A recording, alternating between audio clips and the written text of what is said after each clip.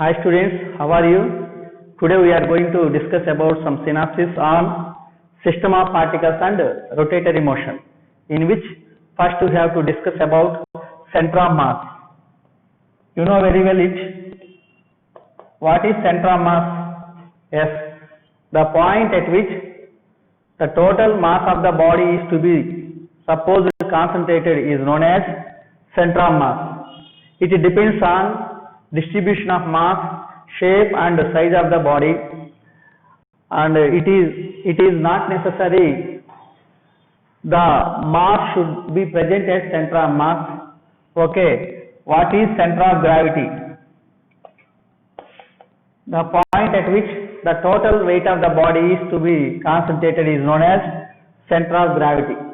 For regular and small objects, both center of mass and center of gravity will coincide, otherwise they are at different locations.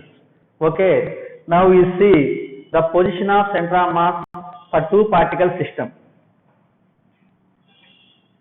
Suppose two masses of m1 and m2 are separated by a distance of d along a straight line. Okay, this is origin.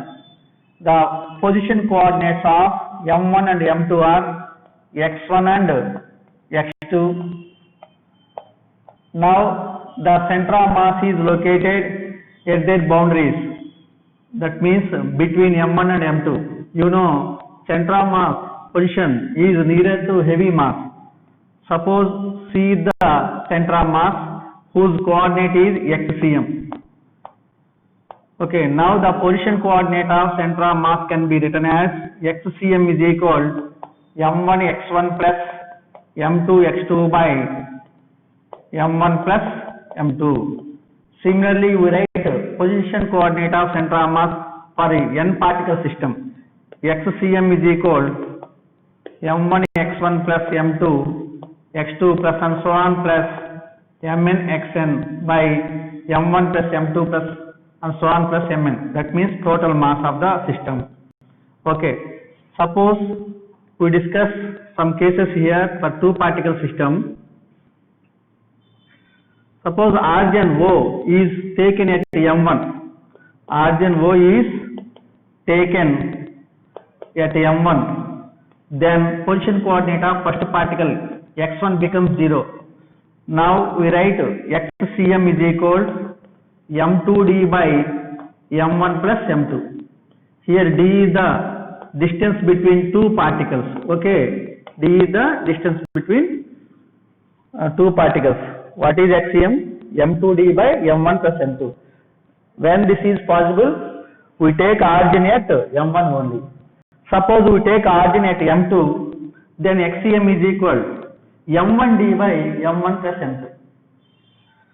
Or suppose origin is taken at center of mass. O is taken at center of mass, then who becomes 0? xcm becomes 0. That means position coordinate of center of mass becomes 0. Then we get a relation m1 d1 is equal to m2 d2. Here d1 d2 are the relative distances of m1 m2 from center of mass. So this principle involves in the center of mass. m1 d1 is equal to m2 d2. This is nothing but moment of masses becomes equal according to the center of mass. Okay. Now in the case of in the form of vectors, write position vector of center of mass rcm bar is equal m1 r1 bar plus m2 r2 bar plus and so on plus mn rn bar by total mass of the system. So what is this? The position vector of the center of mass for n particle system can be written as m1 r1 bar plus m2 r2 bar plus and so on plus mn rn bar by total mass.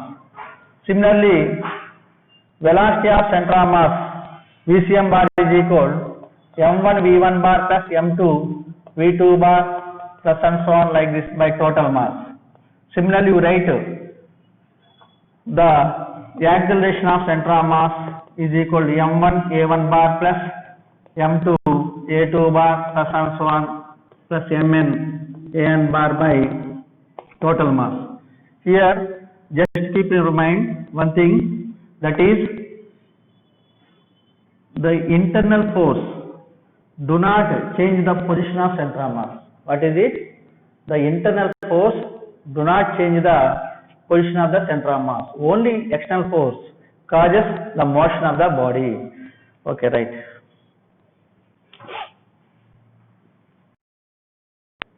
See one case here, that is, suppose a boy of mass small m is at one end of the boat of mass capital M and its length is L. Okay, and suppose consider the boat floats on the water. Now the boy is moved on the opposite side of the boat. Then the boat moves on the other side of the boy in the water. In such case, we write m into L is equal capital M plus small m into d. Here d is the distance travelled by the boat in the opposite direction. Why? Because we write this one, because here say this is the boat. Initially the boy is at one end of the boat whose mass is small m. He moves to the other end of the boat, that means he travels a distance of small l. So here the center of mass definition m into L. Okay. Now at the same time the boat moves in the opposite direction of the boy, because boy exerts on the boat some force, that is internal force, but it doesn't affect the position of the center of mass. That's why the position of center of mass is constant. So that the boat must move in opposite direction of the boy. Okay, here boy moves only towards right side, so that m into L is equal the boat, not only boat and also boy, both together move in left side. So we take total mass capital M plus small m into distance travelled by the boat is equal small d. Okay, next see another case. Take a uniform circular disc of radius r1 which is added by the another disc of radius r2. Now determine the shift of the center of mass. Okay, what you have to find it? Shift in the center of mass, shift value. When suppose a disc of radius r1 is added by another disc of radius r2 whose both have same material and same thickness, then what is the amount of shift? In such case, from first disc the XCM can be written as m2d by m1 plus m2. You know this formula. So from first disc XCM can be written as m2d by m1 plus m2. Now XCM is equal m2, mass can be written as volume into density. Volume can be written as area of cross section into thickness. Here area of the disc is pi r2 square into density. So this is volume. Okay, volume is nothing but pi r2 square is the area into thickness t into density. This gives the mass into distance between two centers is r1 plus r2 by in denominator m1 plus m2, that means pi r1 square t rho plus pi r2 square t rho. Here both discs have same thickness, that's why everyone we write t, and they are made up of with the same material, so their density is also constant. From this we write now finally r2 square into r1 plus r2 by r1 square plus r2 square. This is the shift amount in such case. For suppose the disk of radius r2 is removed from first disk. Okay, now the second disk is removed. In such case, we write minus instead of plus. Okay, in the case of sphere, here we see disk. Suppose we take sphere, then we write in the same case xcm is equal r2 cube by r2 cube into r1 plus r2 by r1 cube plus r2 cube. Okay, next. Now you see rotatory motion. First we have to discuss about the angular displacement.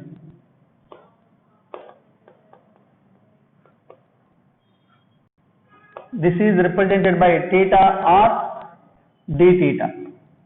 What is it? Suppose a particle moves along a circumference of circle of radius r. In such case, the radius vector makes certain angle at its center in a given interval of time. Okay, suppose OA is the radius vector initially at t is equal 0. After a time t, the particle is at B. Now the radius vector made certain angle at its center O. That is nothing but angular displacement. Okay, what is the definition of angular displacement? The angle swept by the radius vector in a given interval of time at its center of the circle is known as angular displacement. It is a vector quantity when theta is very small. When theta is very small, it can be treated as a vector. Otherwise, it is a scalar. SI unit is radian. Okay. Next, what is angular velocity? It is omega or d omega. What is it? The rate of change of angular displacement is called angular velocity. That means the angle made by the particle in 1 second is called angular velocity. This is written as omega is equal theta by t. Angular displacement by time taken is called angular velocity. It is also a vector quantity. SI unit is radian per second. Next, angular acceleration.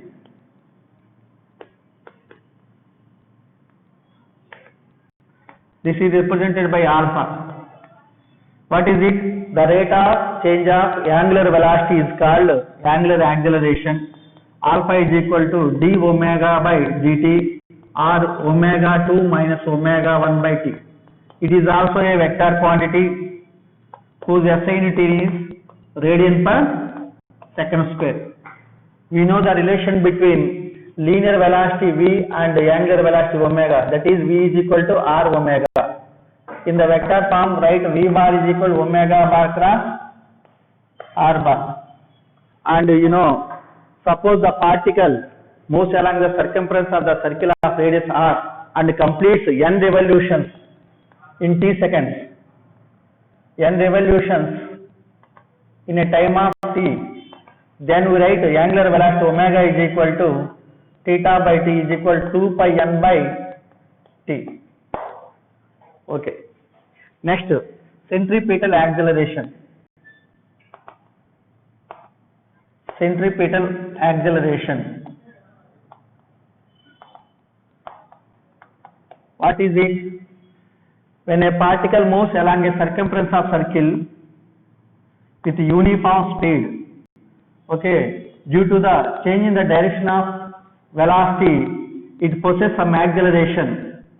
That acceleration is known as centripetal acceleration.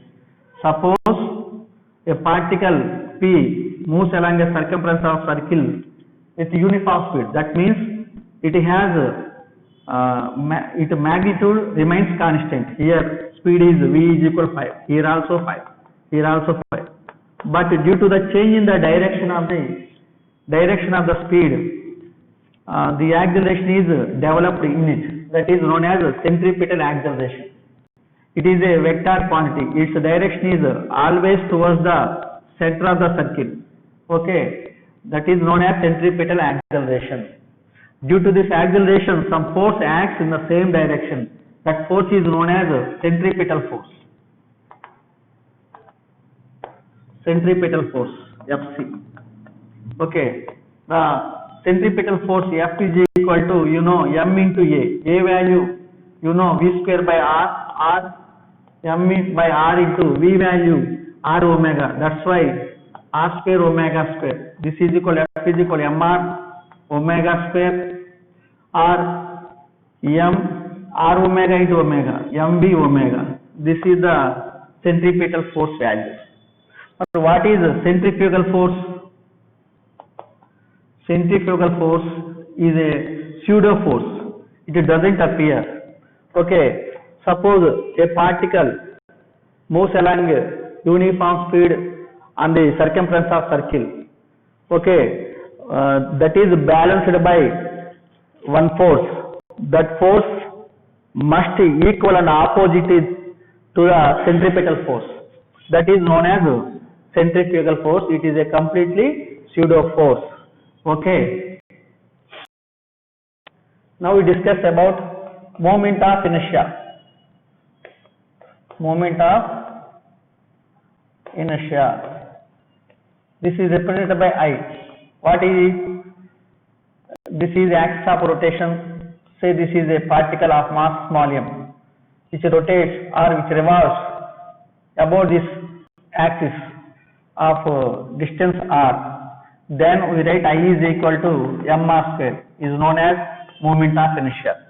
So the definition is the product of mass of the particle and the square of the perpendicular distance from axis of rotation to it is known as moment of inertia. SI unit is kg meter square. In the case of a n particle system, suppose this is axis of rotation and this is a body having n particles whose masses are m1, m2, m3 and so on. Then the perpendicular distances are r1, r2, r3 and so on like this. Then we write I is equal m1 r1 square plus m2 r2 square plus and so on like this. That means I is equal sigma mr square. Okay, this is for n particle system. And also this can be written as, suppose here we consider one particle which is nothing but center of mass. Okay, C, whose perpendicular distance from the axis of rotation is nothing but radius of gyration k. Now I is equal, simply write total mass of the body or system capital M into k square. So this can be also written for I value. I is equal to capital M into k square. Capital M value is total mass of the body. K is radius of gyration. That means the distance of the center of mass from axis of rotation. Okay, where k is also written as root of square root of r1 square plus r2 square plus and so on plus rn square by n. Okay. Now moment of inertia depends on mass of the particles and relative positions. Okay. Here, what is the purpose of moment of inertia? Suppose different bodies, different shape of the bodies have different I values, in which the moment of inertia value is high, that is taken to use in the purpose of bullets in the gun. Okay, because bullet is in shape of cylinder. Cylinder has high moment of inertia among all shapes. Okay. For that we have two theorems. One is perpendicular axis theorem.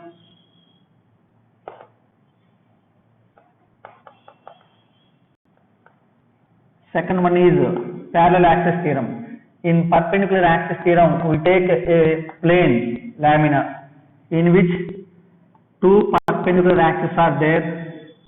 One is x and second one is y. Both are perpendicular with each other in the plane lamina.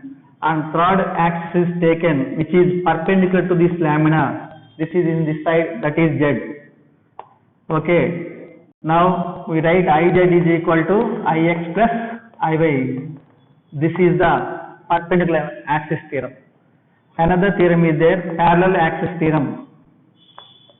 For that we take a rigid body in which take one axis that is passing through any point whose moment of inertia of the body about this axis is I, and take another axis which is parallel to first axis passing through center of mass.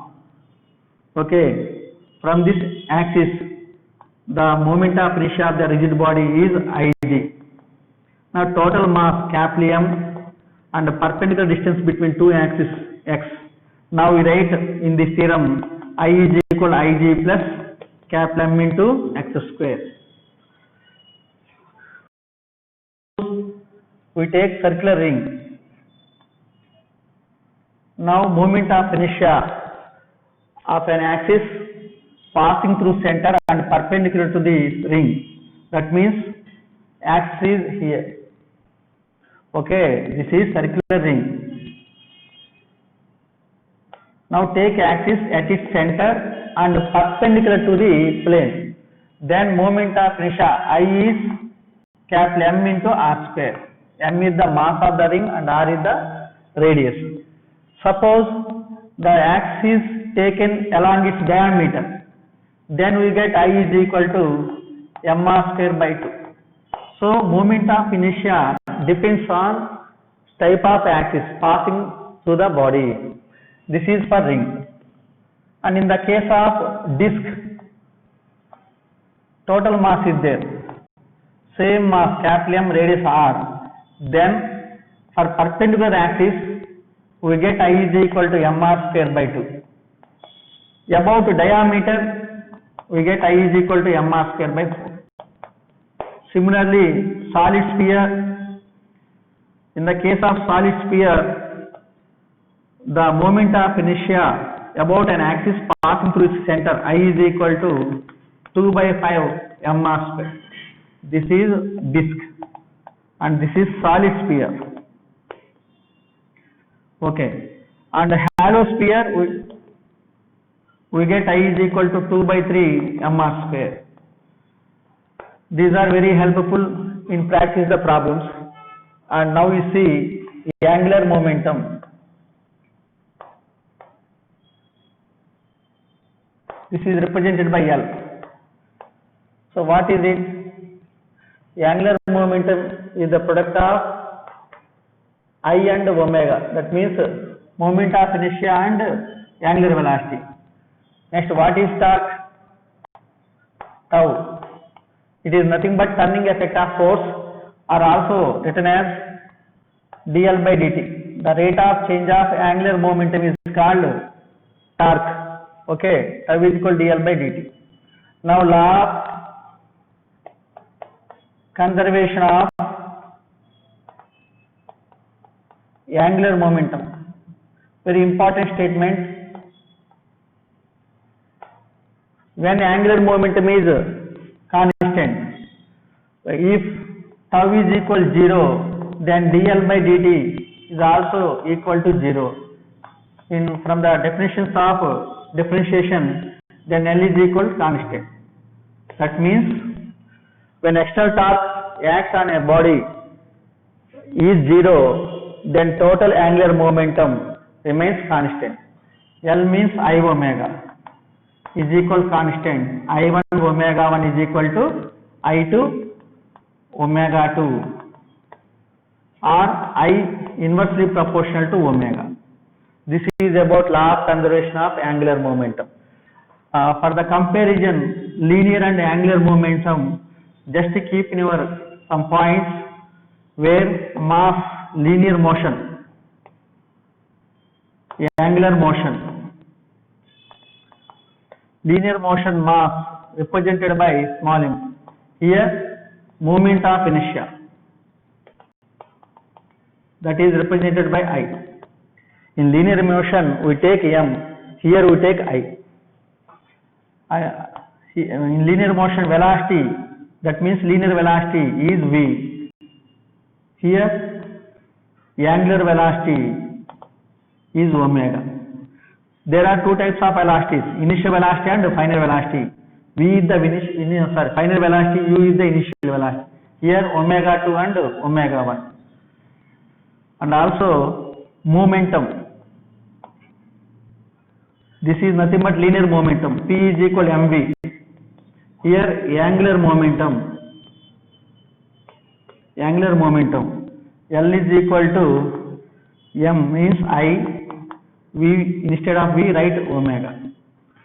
Acceleration is a in linear motion. Here angular acceleration. This is alpha. Now we know the relation F is equal to ma. Here force is nothing but torque. Tau is equal, m means I, a means alpha. So tau is equal to I alpha is also another relation in rotatory motion. Of motion in rotatory motion from linear motion. V is equal to u plus at. You know very well in the linear motion.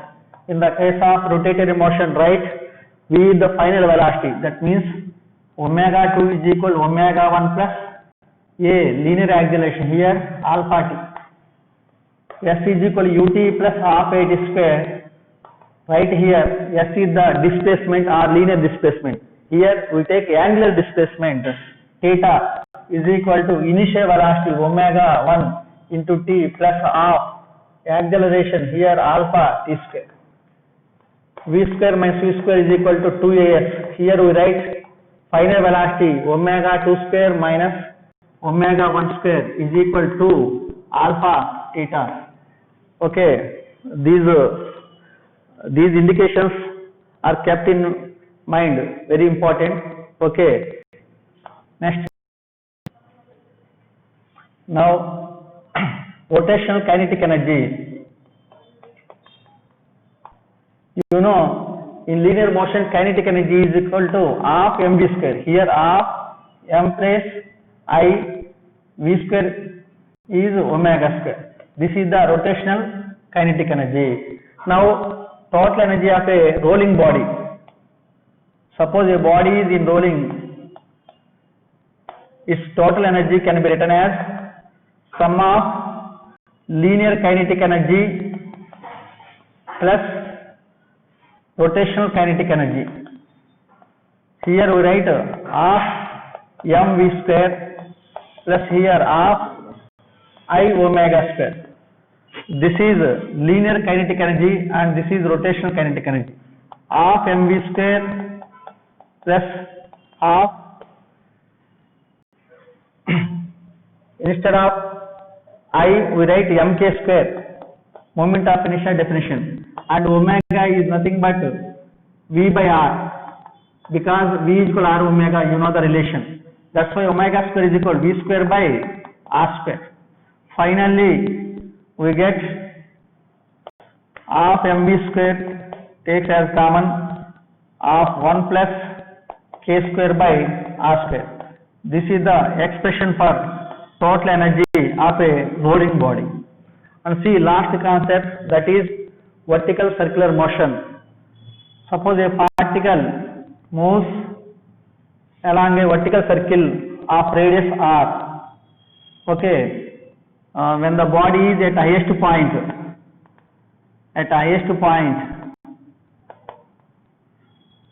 suppose this is the highest point and the body is connected by light spring or string whose mass is negligible, radius is r here. Then some forces are acting on it. First one is tension. Tension always towards center. This is the tension T1. And in this same side, its weight mg is there. Now centrifugal force is away from the body from center. That is mv square by r. So finally balances the forces. Now we write T1 plus mg is equal to mv square by r. When it is at highest point the body is there, we write T1 plus mg is equal to mv square by r. Suppose the body is at lowest point, same circular motion, the body is connected by a light string and the body is at the lowest point whose mass is small m. Yes, string length is r. Now some forces are acting on it. First one is its weight mg acts downwards, and in the same way the centrifugal force also acts, that is mv square by r, and the tension T2 now acts in upward direction, that means always acts towards the center T2. Now balances the force, right? T2 is equal to mg plus mv square by r. From this, write T1 is equal to mv square by r minus mg. Okay. Now the difference between two tensions, T1 minus T2 minus T1 is equal to 2 mg. Okay, students, we practice all the synapses and do very well the problems. Thank you.